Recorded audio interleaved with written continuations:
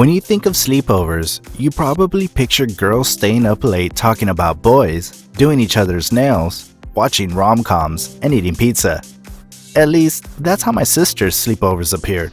Although I can speak for men, they're mostly generally comparable. You can get the idea by substituting video games for nail polish, talking about girls instead of boys, and viewing horror films rather than rom-coms.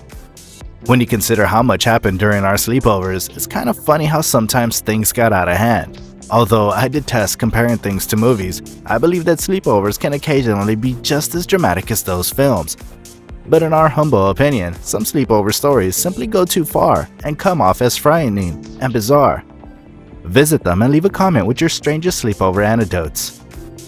Nothing is more exciting for a young person than spending the night at a friend's place. What could possibly be better than spending the entire night with your closest friends, playing games, snacking, and having a blast? Dreamy, isn't it? Unfortunately, those dreams frequently become nightmares. People have reported having some of the worst sleepovers ever. One of the creepiest and weirdest sleepover stories goes like: Number 1. Swim date scuffle. I was supposed to spend the night with a young child living a few doors from my grandparents. He offered to take us swimming to an affluent apartment complex where his granddad managed the facilities while he lived with his grandparents. His grandpa left us off at the main pool and indicated that he would return later. We went to investigate and found a smaller pool on the property somewhere because the Olympic-sized swimming pool was overcrowded. Everything was fantastic while we were swimming and having fun until he started a splash fight. He started yelling at me at the top of his lungs and we were back and forth. He then crossed the line and I felt I had to take action. He eventually surrounds me and attempts to shove me underwater while I'm still screaming. I managed to extricate myself and strike him directly in the nose. His nose began to bleed like Niagara Falls and he began constantly yelling at me as loudly as his lungs would allow. I exited the pool, gathered my belongings, and made my way back to the complex's entrance. They were all looking at him and attempting to calm him down. With his hands clasped at his sides and covered in blood from his nose, he began to follow me. I returned to the complex entrance and frantically asked a passerby if I could use their phone to call home. No one would give a damn. They're fascinated by the crying child, who's still lurching after me. He's a mess. His grandfather suddenly materializes, takes him up, and leaves with him through the door. When his grandfather showed there once more, I was still pleading with someone to allow me to use the phone. He asked me what had happened before saying that I couldn't accompany them and that he had to take the child home. I was finally granted access to the phone.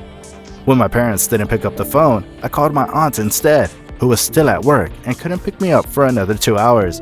I was outside in the parking lot waiting because the office wouldn't allow me to stay inside, and I was still unsure of what had transpired. After my aunt arrived, we left. I was screamed at when I arrived home for being so far away. My mother went to speak with the child's grandfather a few days later. When she returned, she informed me that we had to stop hanging out. She informed me that he was supposed to take medication every day to help him stay calm, but he had forgotten. The predicament was not my fault. I never again ran into him.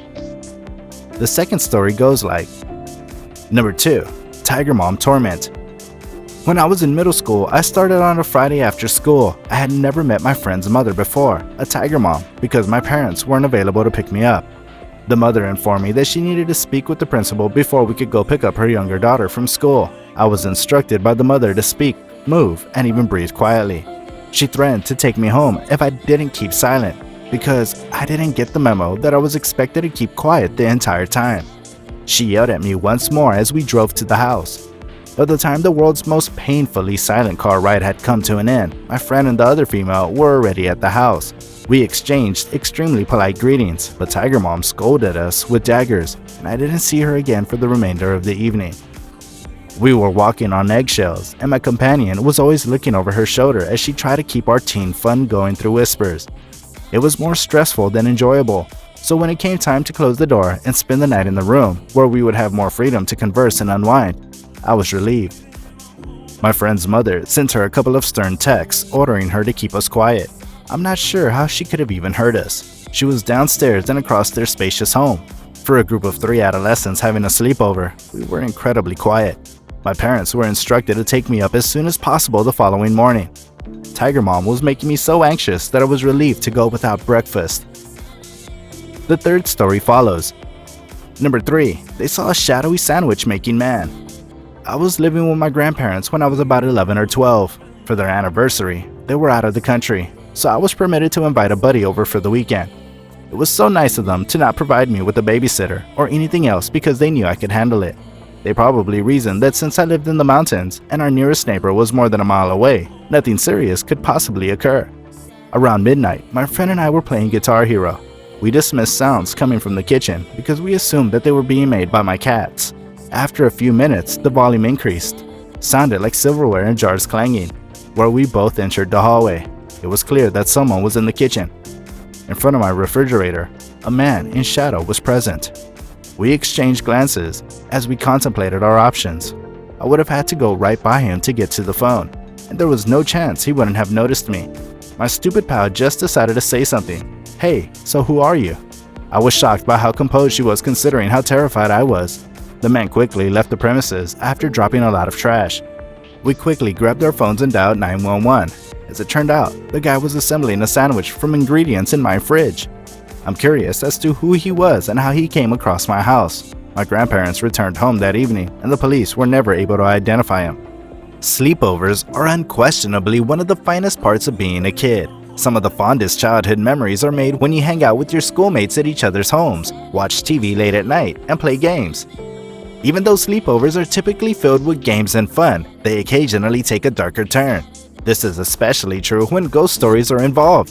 Sometimes, nevertheless, unanticipated developments can result in spooky circumstances.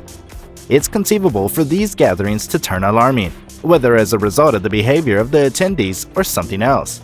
And here ends the saga of the weirdest sleepover stories. What would you have done if you faced any of these situations? And have you ever faced any situation weirder than this one? Let us know in the comment section, and don't forget to like the video and subscribe to our channel. Thank you for watching.